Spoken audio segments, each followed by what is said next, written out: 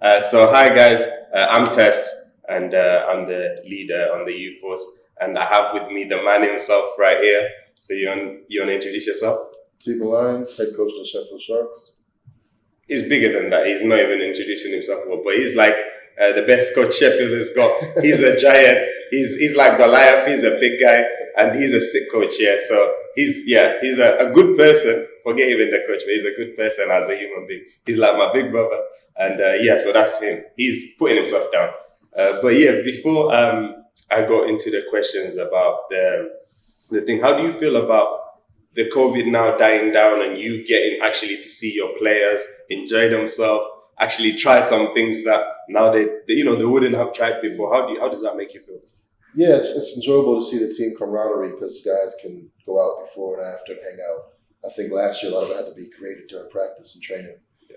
And because the venues were closed, we only had 2 hours on the court, so like we could do other stuff. So that's part of making a good team is how they get along off the court, communication, after practice, hanging out, talking, locker room stuff.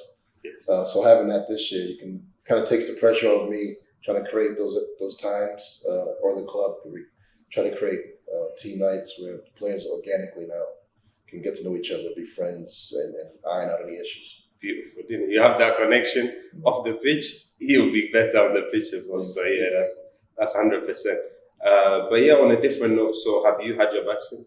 I've not had my vaccine, no. Yeah. Do you have a reason why? No, I didn't have it originally just because I wanted to see, because there was 3 released. I was like, well, I don't know which one's the best. Let me see which one wins the long run. But then in August, I had COVID. I think it was the Delta variant. I was really sick. I was in bed for a week, 10 days. Didn't eat really much food. It's lethargic, tired, really bad chest cough, a lot of pain when I was breathing. Wow. So that was 10, 11 days of that. And then I got better slowly, but for a while I still had the tightness in my chest. So now I haven't rushed to it just because I have the antibodies from having it. Yep. But, I do plan on soon getting vaccinated. Beautiful, 100%, because the same. Guys, COVID is real. Yeah. You heard it from the man himself. I had COVID. I had no pain, like nothing at all. I was just isolated for 10 days. That was the longest.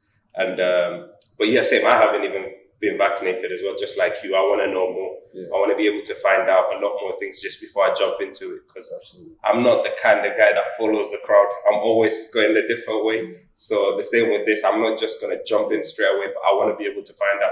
But if you've done your research, you find out, then why not, man? But it's just for me, I haven't, like you said, for you, you're still doing your research. I mean, it's a scary thing, when Very. It comes out of the blue. First COVID just kind of appeared.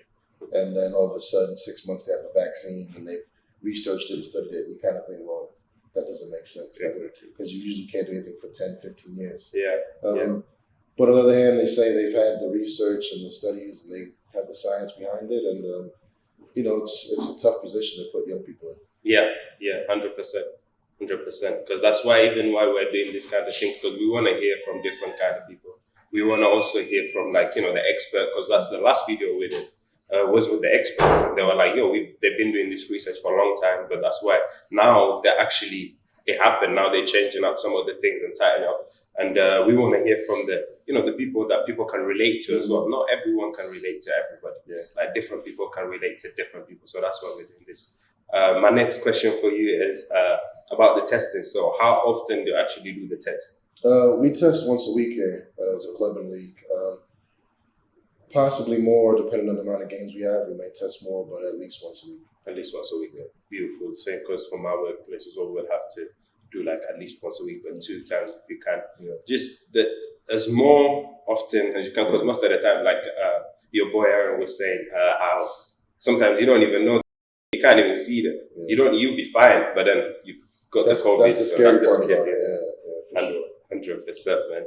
But yeah, like my last question for you is, so the young people out there that you can relate to, what kind of advice would you give them about keeping themselves safe and their family? Well, you definitely, it's not so much necessarily about you. You got to look at your family. If you have parents, grandparents, elders around you, be mindful that maybe you can handle the virus, but they can't. That's right. The experience I had, I know that I'm young enough. I'm not young as y'all, but I'm young enough that I could fight it. Even then, I was still contemplating going to the doctor and hospital because I was that sick.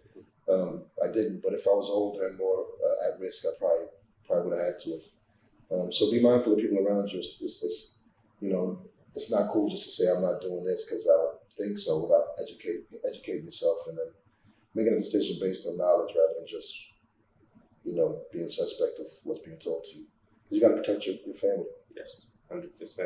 There you go, guys. Thank you so much, man. Thank you for doing this.